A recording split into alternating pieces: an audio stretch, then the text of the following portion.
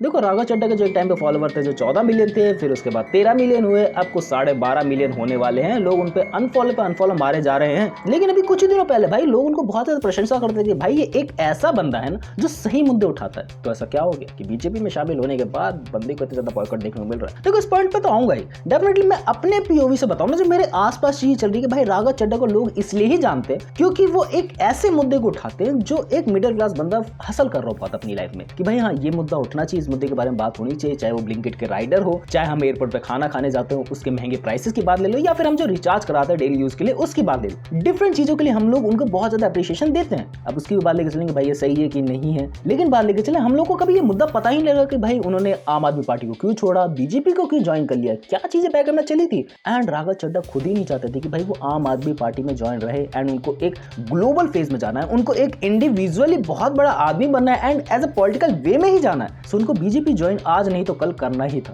And उन्होंने बहुत ही जल्दी कर लिया। मैं सिर्फ जो भी इंटरनेट पर डाटा मिला उस हिसाब से तुम लोग को थोड़ी बहुत स्टोरी बता के लेके चलूंगा। लेकिन राघव चड्ढा को जैसे हम लोग आज देखते हैं ना, वैसे 2022 से पहले नहीं देखते थे। उनकी पहले ऐसी वीडियोस आया करती थी जो किसी के खिलाफ, पॉलिटिकल लीडर्स के खिलाफ आया करती थी।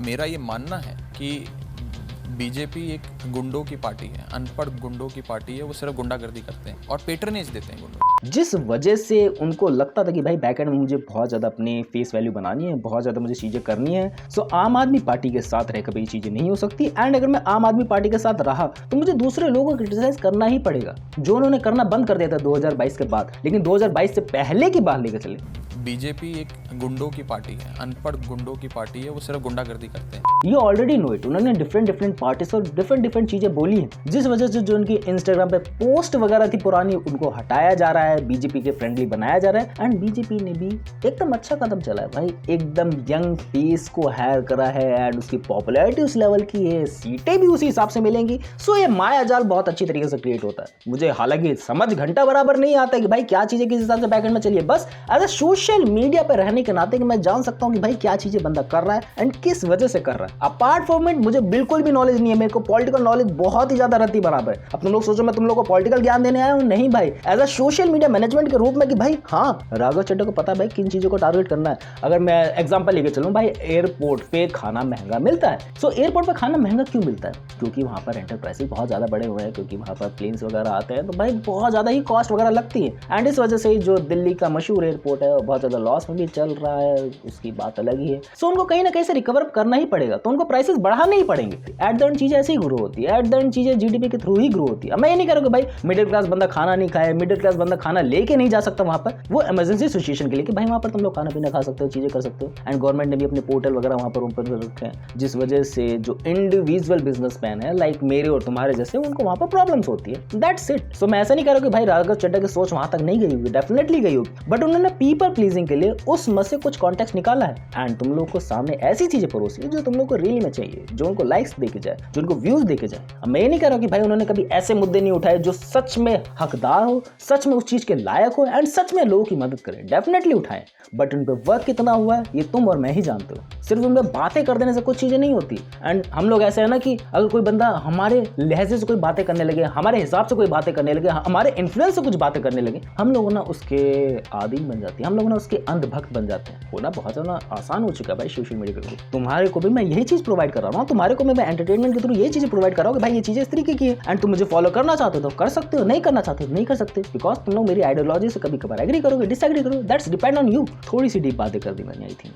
एंड लोग राघव चड्ढा से इसलिए ही प्यार करते थे क्योंकि वो वैसे मुद्दों को उठाता था कि भाई वो पीपल प्लीजिंग हो, वैसे ही मुद्दे उठते थे उनके खिलाफ। एंड जब उन्होंने बीजेपी में ट्रांसफर हुआ, यू ऑलरेडी नो इट भाई बीजेपी में कुछ गड़बड़ी चल रही, यू ऑलरेडी नो इट कि भाई अगर मैं एक चीज को क्रिटिसाइज कर रहा हूँ बहुत सालों से एंड मैं उसमें ज्वाइन हो जाऊँ, क्या रह जाएगा, क्या चीजें होंगी बैकएंड में।